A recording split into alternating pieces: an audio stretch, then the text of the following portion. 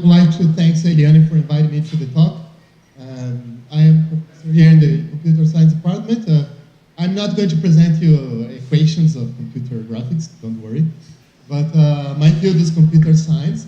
But I'm working in video games for a long, long time. Besides, I'm professor here, director of Media Lab, and I have helping to found many game companies in Brazil. And today I am also one of the directors of the Brazilian Game Association. What I want to talk with you is about, actually the theme of this roundtable is new narratives, and actually I will talk a little bit about narratives in video games. Something we are very worried in these days. All right, so first of all, what games really need? Do they need narratives? Do they need stories? Do they need immersions? No. What really games need is engagement. I want that the players get so engaged with my games, get so excited with my games, that it doesn't matter if the story is very stupid or the story is very complicated and lots of things is happening. That's what I need in games. I need entertainment. I need fun. So, when we start developing a game, that's the first point we start thinking with. Fun. There can be stories or not, but fun has to be present. So, it doesn't matter if the hardware is very stupid and simple, or the hardware is very complicated and I can do very sophisticated immersion systems for my game. If the fun is present, okay, whatever. So the question is, I don't know how many of you work with video games or publicity, but the question is, and it's very hard to answer this question, what gives us fun? And this is a complicated question. What makes me feel fun? That's not a very objective question to answer, because I can feel a lot of fun when I'm attending a movie. I can have a lot of fun when I park and I have a very super excited roller coaster. Or I can have fun watching my super preferred soccer game. I can have fun in many situations. And actually, what gives us fun in video games? That's the question that we that work with video games are constantly asking ourselves. And I have been participating as a consulting of many games in the industry. And we always, the first question is, where's the fun of this game? It can be not so pretty, it can be not so, the stories can be very stupid. But if there is fun, okay, it's a game, and it's fine, it can sell a lot. For answering this question, the important point to put is how the brain works for achieving fun. The brain works looking for patterns. We are pattern seekers, we can say. We are constantly learning new things based on patterns we have learned previously. I can see something and something I don't know yet, but when I see that thing, I put together with other pieces of patterns I already know, and then I construct something in my mind, and I learn something new. So we are seeker patterns, and something very interesting is that when we see some kind of pattern, we want to solve it, we want to understand it, we want to develop some process in order to domain this new pattern that is presented to me. Fun is a moment of triumph. I can't imagine, what is Spain doing there? It should be Brazil. Okay, but I can't imagine how fun, how happy a soccer player feels when he's in the final game of the World Cup and he makes the decision goal of that match. And I don't know, I can't imagine what is his pulse. He starts jumping as a crazy guy. So happy he starts to feel. So that's a triumph. He's living a moment of triumph. And triumph gives us fun. So games are moments of triumph, but from our brain. Our brain learns something new. Our brain solves out something new. And when we do that, we triumph. we masterize something, and that gives us something that we feel fine, we feel good. So that's what we define about fun in games. It's a triumph of our mind in a pattern which we are challenging, that we are being challenged. So the theory of fun says that you have to present patterns, well-calibrated patterns, good patterns, things that I don't know completely, but I can solve them based on my previous knowledge. And my brain will automatically start to dominate this new pattern, and if I dominate and if I masterize, I will feel good, I will feel fun. So look at this super excited 10 million copies of selling of game. This is a very exciting game. You have to click on the smallest orange shape. Of course, this is stupid. I mean, this is, are you joking with me? But this is a pattern I am presenting to you. This is a challenge that I am presenting to you. So, actually, this sucks because this is not challenging my mind. This is not challenging my knowledge. There's no difficult to solve this pattern, so it's stupid for me. It doesn't give me fun. But I could also show you this challenge and say, try to connect the dots and go to one side to another. And you will say, oh my God, but this sucks also because it's noisy. I can't. It's difficult. My mind can't solve this challenge. So it's impossible for me to solve this pattern, and I'm not going to feel good because I'm not going to dominate this pattern. So that's why we say that patterns for video games have to be very, very well calibrated. And that's the main challenge when we're developing a game design. People say, why in the hell Angry Birds had such a success? I mean, I could do that game easily previously, and there was a lot of games similar to Angry Birds. But one virtue that Angry Birds had is, you like it or not, but it's a very well calibrated challenge that is presented to you. And even children's, old people, women, men, enjoy to play because the patterns are very well calibrated and you provide challenges adequate for all kinds of people minds. So in game designing, we are basically working with challenges, and when we are developing a game, we try to challenge our cognitive skills. There's no other kind of challenges. A challenge for our cognitive skills. If you challenge another thing, or your body, it's a sport, it's another kind of entertainment, but not video games. So video games wants to challenge our cognitive skills, and when we are developing a game, we try more or less to arrange these cognitive skills in domains that are previously studied by game designers. So this is a kind of classifications of how can we provide cognitive skills in a game. And traditionally, we usually try to fit our challenges in some of these categories.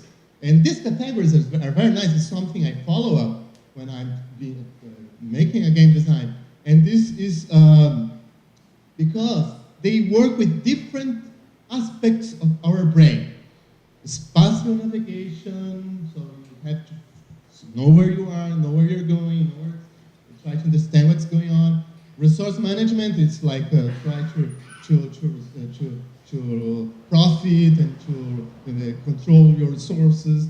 And all these are different aspects of our mind. And that's why when we are developing a game design, we try not to mixture too much these elements because they work with different aspects of our brain. And when we mixture them, we don't feel so good because we try to solve something, but there's another kind of knowledge I have to look great, it's something very different. So that's why games, traditional games, successful games, doesn't mixture kinds of challenges for our minds. But the big challenge for games, so it's providing cognitive skills. And to provide cognitive skills, we have to, what the player do? And that's the big challenge. and not exactly what the player hear or the player see or feel. That's why games are interactive. They are not interactive because it doesn't matter. It matters what we are doing, or they are not interhearivity also because it matters what you are doing, what you are acting. So that's the main point of game. We have to engage people on interact on what they are going to do. So that's the narratives of games must provide good feeling, good entrances, good challenges for doing things. Look at this crazy interface. I don't know even how to start this game. And so for that, speaking of that, games doesn't, for that reason, we want to convince you to act. We want to convince you to do things. But you can't, it's not exactly, so in games we say our narratives are, it's necessary believability, and not exactly realism. Because if I believe it's okay, it doesn't have to be very immersive or things like that. So this is a graphic, a very famous graphic for gaming. So when we are building, we have to believe on what we are doing. And as I told you, it's not exactly you have to feel that you are inside a virtual reality, super virtual reality environment, but you have to believe. And this curve says that if my character or the elements of my games are so realistic in some way, but not so realistic in another way, I maybe can believe on that. Look at this picture. I'm happy here. Oh, I'm scared. Oh, I'm proud of myself. Something first is happening. And look at these pictures now. And of course, I know this is not, I know this is a cartoon. I know this is not real. This guy is very scared here. Here is very angry. Here is, I don't know exactly how. But what you see, the other characters are much more believable. I believe in them. I want to engage with them. And this guy is more or less. So look at these two pictures. They were developed, these are two animations that were made in the same year, 2006. One of them, the first one, maybe you even can't remember, is a Final Fantasy movie. With such a realistic animation with super realistic characters. But this guy, I don't know if he's happy, he's angry, he must be proud, I don't know. And all the movie, the characters are like, expressions are like that. And in the other one, it's the first track in the same year. And in the fractions of seconds, I can't know what is happening with this character. So that's what we want in games, believability. Make you to believe.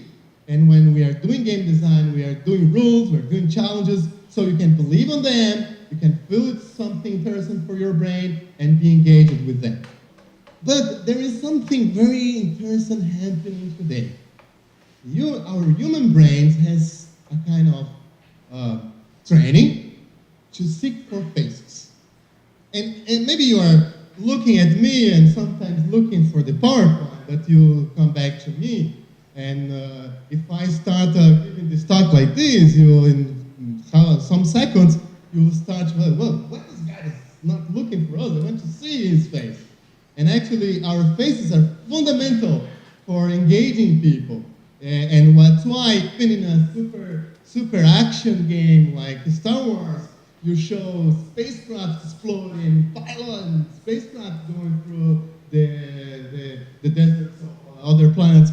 But we interchange them with the faces of the pilot, and he's scared, he's proud, he's now looking for something. So that's why we interchange, because otherwise we cannot engage this. And that also is happening with games, because more and more we are putting characters in the games. We are putting high fidelity characters present in the game. PlayStation 4 can handle very, very realistic faces in terms of modeling and in terms of animation. So we are dealing now with a problem that is very famous on computer graphics. Everybody from computer graphics animation studied this. That is the Uncanny Valley. The Uncanny Valley, it was a problem in computer graphics 2 decades ago. And problem in games and narrative. And when we go to conferences and we discuss with groups that are working with AAA games, the uncanny valley is a constant problem today for the narratives. And what is that? The uncanny valley means if I have a Angry Birds character, okay, I believe on this character if he makes some kind of movement with his eyes. Okay, if I increase a little bit the realism of this character and it's okay, I believe on him, but I know he is artificial. I know he's a cartoon. I know he's just a artificial character. But in the moment the character is very close to the realism, very, very close to the realism, there's the uncanny valley comes. That means I was believing, now he's almost close to the realism. I don't believe anymore in this character. Because when he's very realistic, my expectation for this character are very high, and I wanted this character to be as a human being or as an animal or whatever. So that happens in uncanny valley, and there's a cut on our believability, and we don't believe anymore in this character. So it's better to make a less realistic character, or if you can, a more realistic character, but you can't stay on the uncanny valley. I don't know, if you are a studier, if you have studied a lot of animation, probably you studied one of the most famous animations in the world, that was Tim Toy. Tim Toy was animation from Pixar, the first animation from Pixar, and was a baby in the 80s, a baby that starts playing with his soldiers, and his souls start to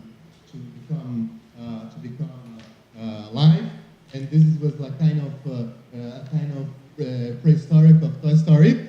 And the baby of Tim Toy lived on the uncanny valley, because you don't know if it's a baby or it's a monster actually, because there's some movement so strange and so artificial that it lives in. But while animation in computer graphics have bypassed the uncanny valley, at this moment we're living the problem of the uncanny valley in games, because we are able to put very realistic characters with hundreds of thousands of polygons to represent the character, but this brings us a lot of difficulties to make current animations, current behaviors, and current correspondence for this.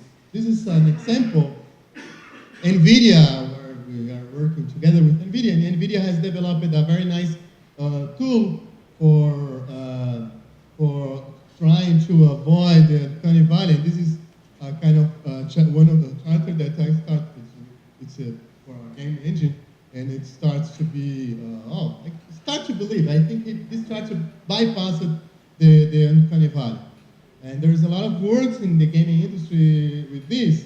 I don't know how many of you had attended GDC, but in GDC, there was a lot of roundtables and discussions about the uncanny valley for gaming, because Xbox One and PlayStation 4 requires high fidelity characters, but it's easy to put a lot of polygons, but it's not easy to deal with thousands of polygons, polygons in real time.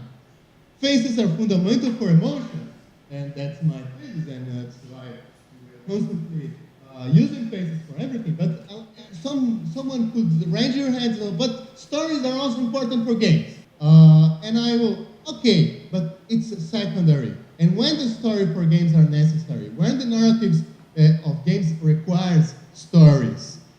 Stories are metaphors for the challenges and rules that are being presented for you. So if a story enriches or gives us more believability on the rules that are being presented to you, okay, so the story is fine, so I can put a nice story, and so that's why games are using lots of stories, but only for the purpose of serving the gameplay and challenges that we're presenting for the game. And well, if you have to put stories, the stories is something complicated, because the stories deal with human condition, and we are very complicated. So when we start to put stories in games, a lot of complications going on, and we are living in a very prehistoric stage of the computer science age when we deal with the stories, because our stories in games are very predictive. are very machine deterministic. I mean, if I do that thing, it happens that thing. If I do that, then that happens something else. But they are very deterministic. And what all the community, especially the community of artificial intelligence for games, as we have a group here, are working with algorithms and strategies to make this more unpredictable, more realistic, and more believability when we're dealing with games. So I don't have time. I will have to go through and just finish my talk. But I want just to tell that telling stories is something very difficult, because a story is composed by acts, by facts. I do that, but if I do something, that's because follows a cause effect.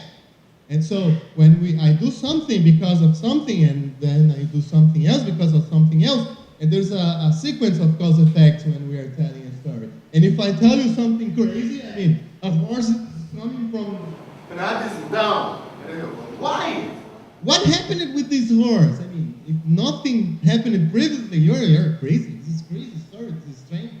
So the difficulties of storytelling in gaming is that we have to connect with all the and be coherent with all the acts that already happened previously on the story of the game. This is so important. The storytelling, as I told you, is such an important field in gaming that there are conferences. This is one of the most important. This is here in Istanbul. But there are 3 very good conferences just related to storytelling, gaming. And when you go to a conference in game, there's forums and sections related to storytelling. But of course, the games, if you want to give believability, you can also work with computer graphics. It's actually, if you want to sell a AAA game, there's no way you have to give, you must have super nice graphics. And that's actually a very big problem for the industry, because if you put a big, nice graphics, you will need to bypass, this is hard to bypass the uncanny valley, the characters have to behave more convincingly, and this is very, very difficult to do today. But we are very close today in computer graphics of gaming to the computer graphics of the high-end computer graphics, that computer graphics that you don't care about how many times you're using for rendering the images. So there are some pixels of differences in these 2 worlds of computer graphics. I mean, the red one is the real time, and the black one is the high-end. It doesn't matter the time. There are a couple of pixels still missing to touch each other. One of these, in order to increase one of these pixels, we say that we must treat correctly the global illumination. That is a problem in games today. Global illumination is an illumination that when I turn on a light, this light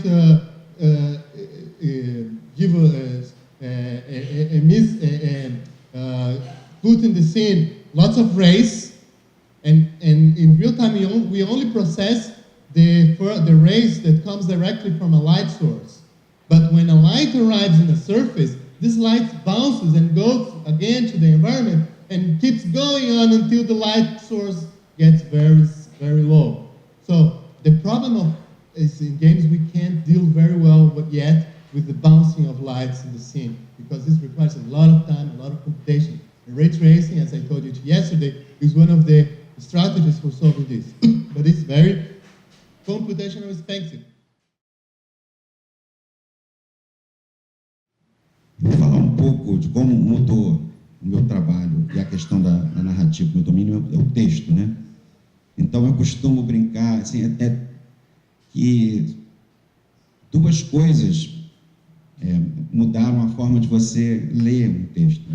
Uma delas é o hiperlink, um dos pioneiros do hiperlink, o Douglas Engelbart, morreu na semana passada, que demonstrou em 1968, e a outra coisa é o imediatismo, o tempo real. A questão do tempo é central nessa história de mudança de narrativa. Eu costumo contar uma história de que, no começo dos anos 90, eu fiz uma viagem, trabalhava numa revista mensal, uma viagem que eu não precisava escrever a matéria lá, de escrever quando voltar, era uma revista mensal, voltada para viagem. De lá eu mandei um cartão postal para cá, para o Brasil. Então eu voltei para cá, escrevi a matéria. O cartão postal que chegou uns 3 meses depois que eu voltei. 10 anos depois, viajei ao Japão. De lá, eu enviei para a internet uma matéria que chegou no dia anterior, por causa do fuso horário. E hoje, quando você tem um evento, você escreve o texto na hora que ele está acontecendo. Na verdade, você tuita o texto. Quando eu comecei a trabalhar, o que seria equivalente ao Google, eu, na verdade, muito mais limitado do que ele, era um andar inteiro na editora onde eu trabalhava, onde de um lado você tinha um arquivo de fotografia, de outro lado você tinha um arquivo de texto. Então, às vezes, eu perdia uma parte da tarde pesquisando as coisas para escrever. Hoje, você vai na internet e você descobre rapidamente as fontes onde você... A velocidade é absurda. E, além de tudo isso, a internet tornou o texto mais colaborativo, né? Você, hoje em dia, em um site de jornal, deixa de ter uma seção em que os leitores mandam seus próprios textos, né? Então, inclusive, até nas manifestações de rua que ocorreram recentemente no Brasil, você tinha, de um lado, a cobertura mais, sei lá, estratificada, mais classificada de um site jornalístico, e, por outro, você tinha o que estava acontecendo no Facebook, você acompanhando as hashtags ou no Twitter. Então, você via como a coisa acontecendo ao vivo e a coisa mais, vamos dizer assim, mais estratificada, segundo o formato de notícia mesmo. Já você podia escolher isso e tudo acontecendo, né, em tempo real, tudo sendo feito em tempo real. Essa coisa da interatividade, essa coisa do tempo real, isso também acaba, vamos dizer assim, contaminando a criação artística. Mais ou menos uns 5 anos antes do Twitter aparecer, eu escrevi alguns textos, alguns comentários num site chamado Fala Aí, que hoje não existe mais. Mas havia nesse site, em determinado momento, houve nesse site um desafio de você escrever um texto contar uma história com apenas 300 caracteres.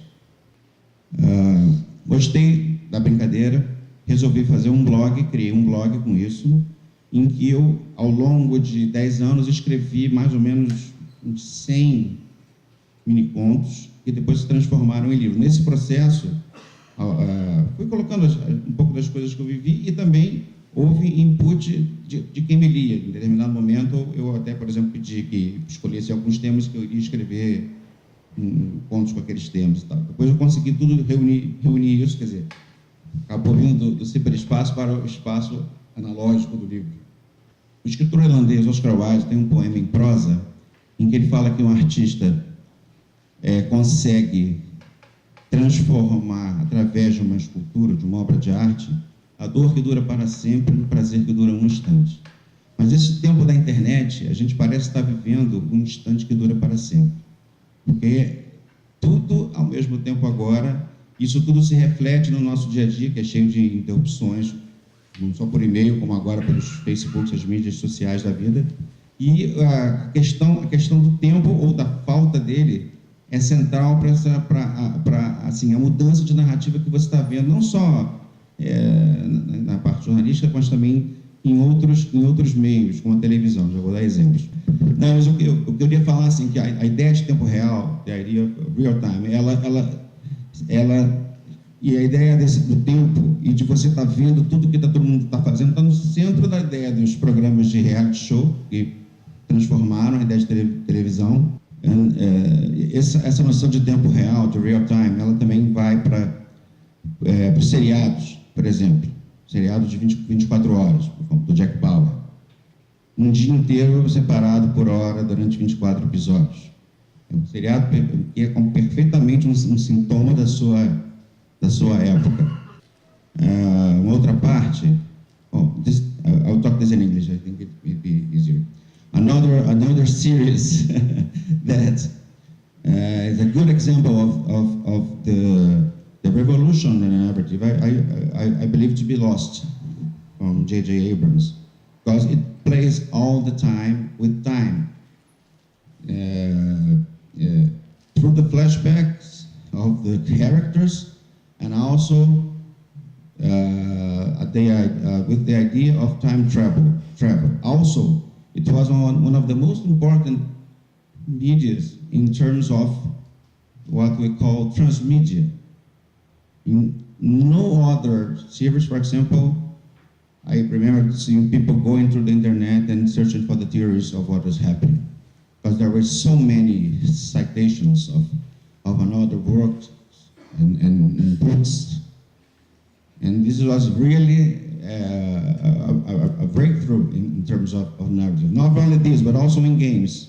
Stephen was telling that we have patterns in games to engage the players. But this story is very, very important because today you just don't get to have stories just black and white. You have moral stories, different stories. A decision you take in the game in the determined phase will have consequences sometime later. There is a story, an interesting story, that one of my sources told me when I was writing a story for the newspaper about the game. It was a game that takes place in the Wild West, called Red Dead Redemption. At a certain point in the game, the gamer reaches a saloon and he wants some information. And the owner of the saloon tells him, okay, either you pay for the information that I'm going to give you, or you fetch my wife, you find my wife for me, because she's missing and I don't know where she is. She's gone away. Well, so the gamer goes, my source telling me this. Oh, I went. I preferred first to look for the wife of the guy. But when I found her, she said, he treats me bad, he beats me, and I run away just because of that. I don't want to come back to him. And the game gives you the option. Will you force her to come back to her husband? Or will you let her free and pay for the information? He said, oh, I let her free and came back. I couldn't do this. So the narratives, you have more and more complex interactivities in the modern games, especially the complex ones. This, the interactivity in the text, in my daily life as a reporter is very important, because now I used to say, well, I think I was a reporter until about 2000, but now I think I'm more of an octopus, because I have to write for paper and internet and smartphone and every media has its characteristics. So it's very, very challenging, and you have to be attentive all the time to what the readers are saying to you. Because when I started, everything was made.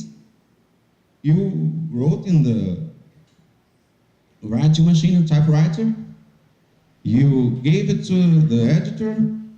The layout of the magazine or the paper was designed with pencil. And the computer entered the equation only when, after that, you approved of the story and the layout. It went down on one floor, and there, a guy digitalized the text, but it came back to us. So we have to glue the columns of the text in the page. It was very impressive. But now, when you finish a page and you finish your text, it goes immediately through the network, through to the graphic, where to the print plant, where it's going to be printed. So it's really a different and much more demanding. And also, you cannot go anywhere without sending a story at the precise time. Where are you? From where you are. You don't go to see some things and analyze what you see. We which sometimes should be better before writing. But no, you have to write at the hint of what's happening all the time. And the analysis comes later. It's really interesting living in this digitalized world. And the model of what I'm doing is changing even more with the mobility. Not that it's creating new forms of people, of how people inform themselves, and new possibilities for gaming, for art, and other media. Thank you very much for hearing me. Les compagnies de jeux vidéo à Montréal nous demandent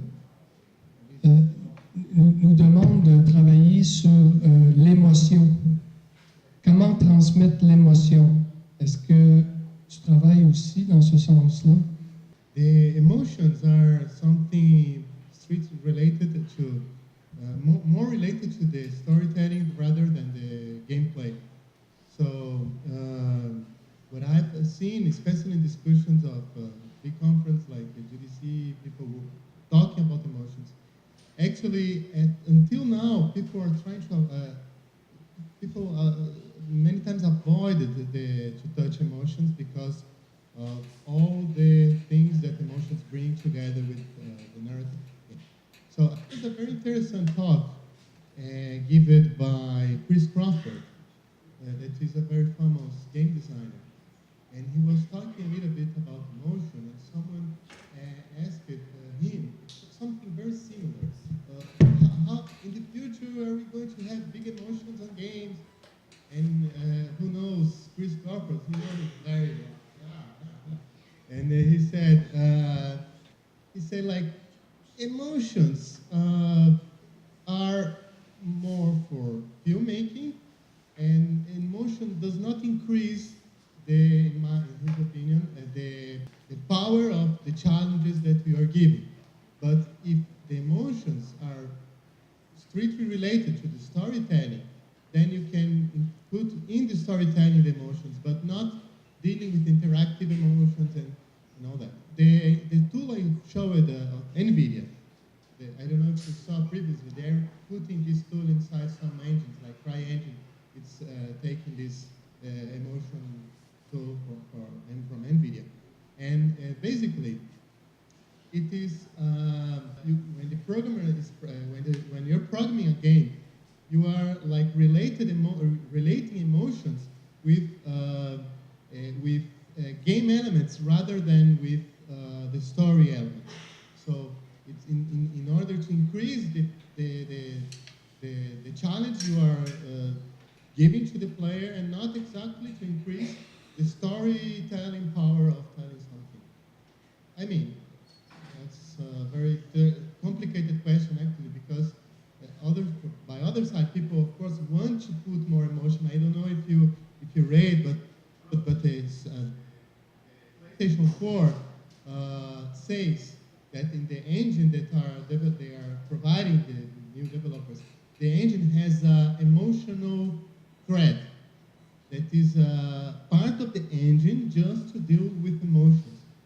But the emotions I've seen in this engine architecture is more a reactive emotion in order to really increase the power of showing something related to the gameplay rather than to the story itself. But it's very interesting.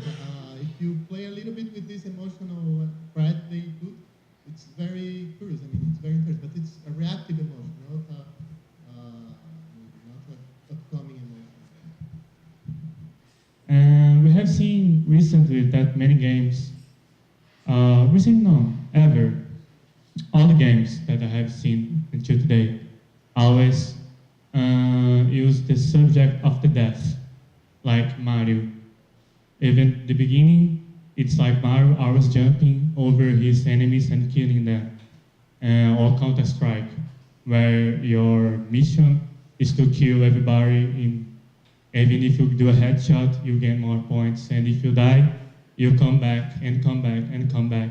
And there's no limit for that. Mm-hmm. But recently we have seen some games like the last Tomb Raider, where Lara Croft has emotional problem with killing someone. And this is part of the game. This is part of the meaning of the game. But even in Tomb Raider, you have the problem where Lara, after having this problem with killing someone, he kills a lot, even if. So you talked about the validity of the game and this kind of thing of killing someone so easily goes in another way. It's kind of ruins the validity of those games.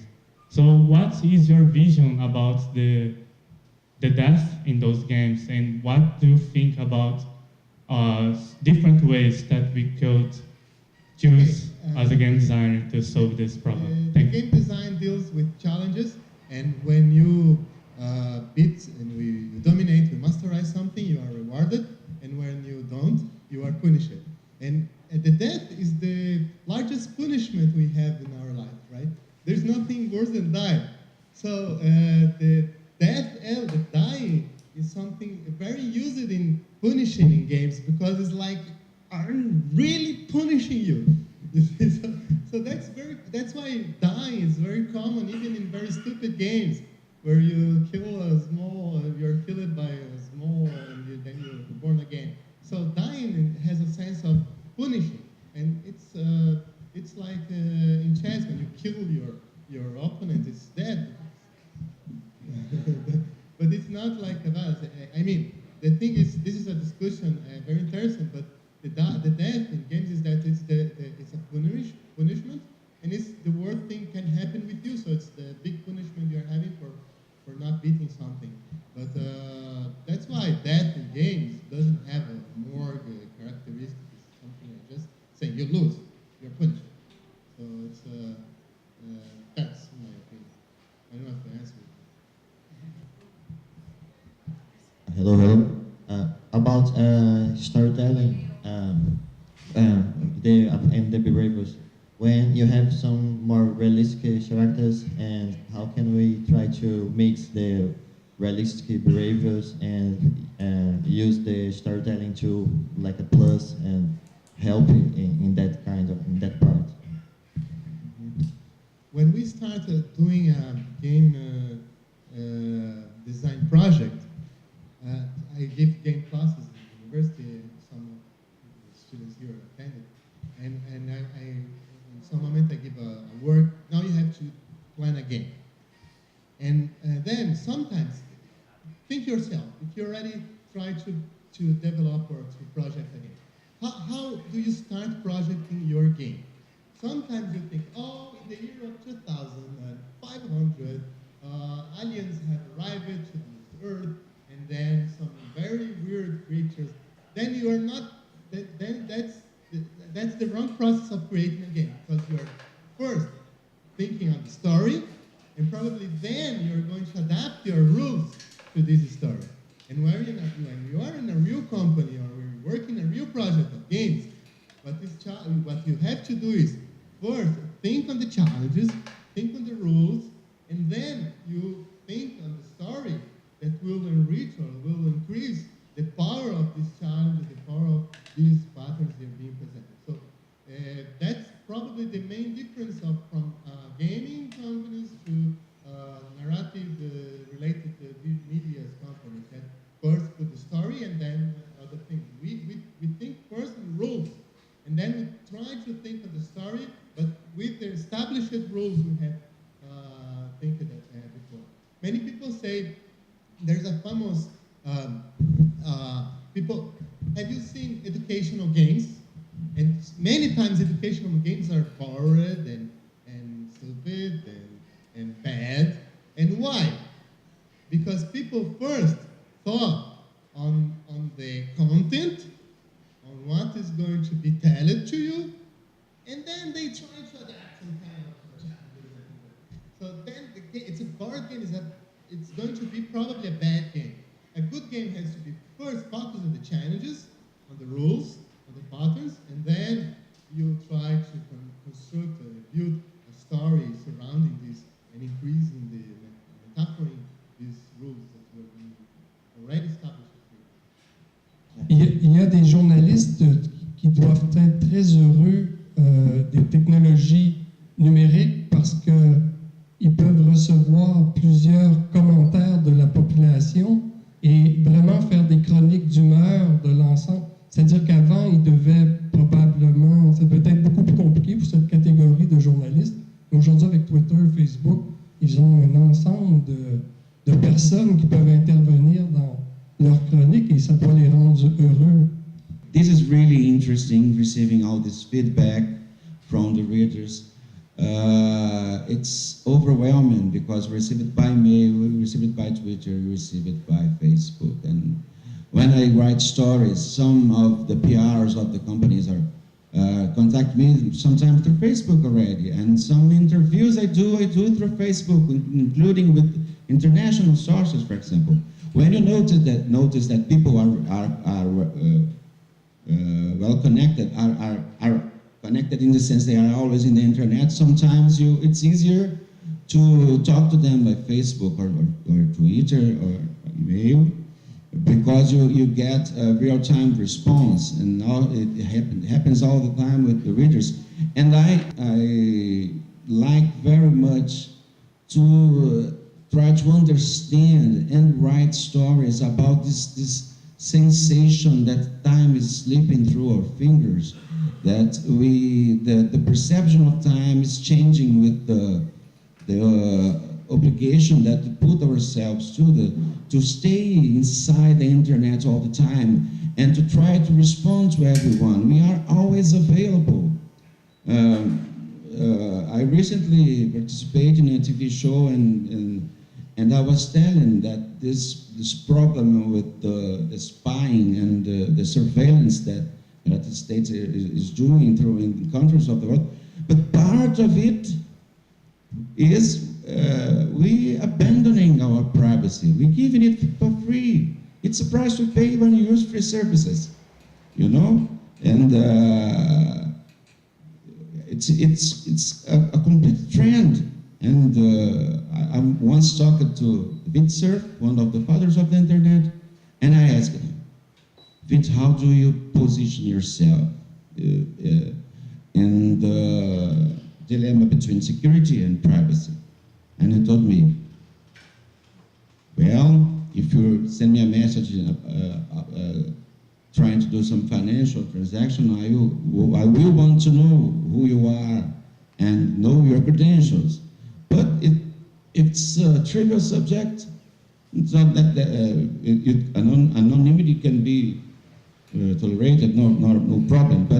But in the end, he said to me, you know, there's very little privacy in the internet, as we are just seeing now in massive scale. You know? But I believe there are a lot of stories that I will write about the behavior of people in this area. André, na nossa época, eu posso dizer assim, a formação do jornalista ela é muito específica, ou seja, havia o redator, o repórter, o fotógrafo, e recentemente na lista da Compós, que é uma lista da pós-graduação em comunicação, houve uma notícia, uma informação de que vários fotógrafos tinham sido demitidos de um determinado jornal.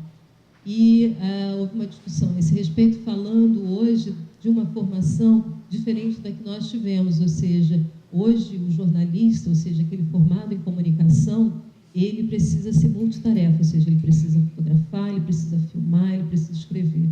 Então, eu queria que você comentasse um pouco sobre essa nova formação multitarefa do jornalista. Yeah, that's why I said I feel like more an octopus than a reporter, because I have to do everything. And although I'm a man of the text, I prefer always to write. Sometimes now I take a camera or smartphone to some stories. Not a good photographer, but if I'm going to interview you or Esteban, and I can take a picture of you and bring it to me. Sometimes it's useful, and spare some time for the photographers. But this is completely necessary today, because the new generations are coming to the newspapers already prepared for this. They can work with video, and they can make photographs, and you have to keep up with this. And in our paper, we are asked to do some video comments weekly at least, and even if you go with a photographer, sometimes you take some pictures that end up in the store. Recently, I interviewed Jack Dorsey, one of the founders of Twitter, and I took a photo of him making a Vine, the video app from Twitter. He was making a Vine from Ipanema Beach, and that photo went to the paper in my story. But it's very tiresome to be multitasking, because when you have to concentrate to write a story, it's best that you are not at the same time in your multiple profiles in the digital, in the social medias, because you have to have some time to analyze it. That's because although newspapers are suffering great challenges today, I believe the paper will have a space for some years, at least, because it's reading in the paper that makes you reflect about things. The internet, you switch from text to text. It's different. It's a different way of reading. So, and as you told me, when we first made our course in the journalism university, we were trained to be employees. A reporter from a big newspaper, a photographer from a big newspaper. Today, the profile has changed. People are thinking more of entrepreneurship, running a website, running a blog, or editing some social media. It's different. It's changing. There is still a focus in the industrial world. The process of making a newspaper, it's completely industrial. You have your times, you have your deadlines, but it's going to change. It's going to change as when mobility and takes place, when the smartphones and tablets when they get cheaper. It's going to be a different process. Not so much industrial, post-industrial. There are already studies in the University of Columbia and other places talking about this. You don't have to have a big structure, it's different. And of course, we are supposed to do a lot of things at the same time. It's a burden. It's a burden, but it's necessary. It's the times we're living.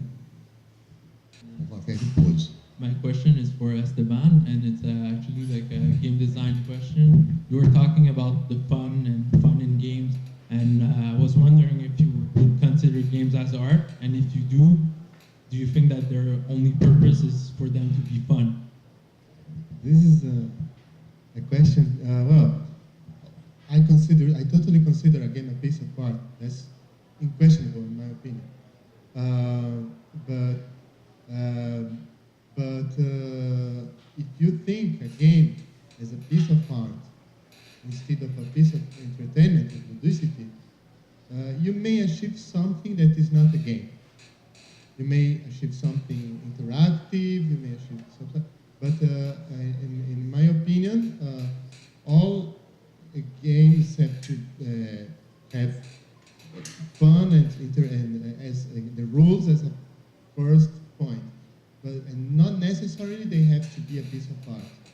The art is like the face of the game that can be more beautiful or more engagement, but in my opinion, if you start thinking, putting in front of the rules the art, you may achieve something that is not exactly a game.